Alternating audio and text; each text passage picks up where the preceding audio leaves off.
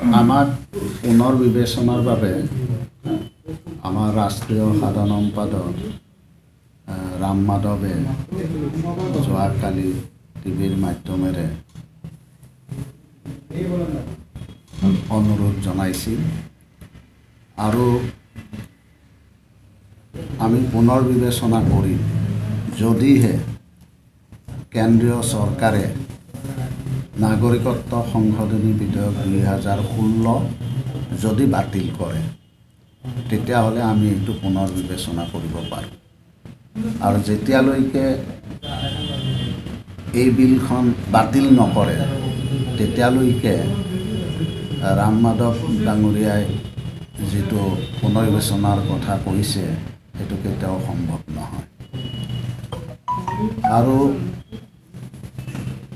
মন্ত্ৰিত্ব শিকলিৰেও বান্ধি ৰাখিব নোৱাৰিলে আৰু এতিয়া বিশেষভাৱে আমাৰ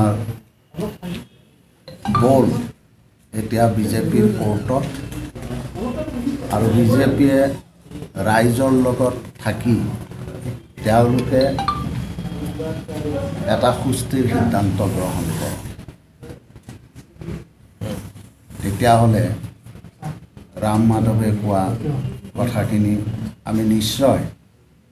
পুনৰ বিবেচনা কৰাত কোনো আপত্তি নাথাকে।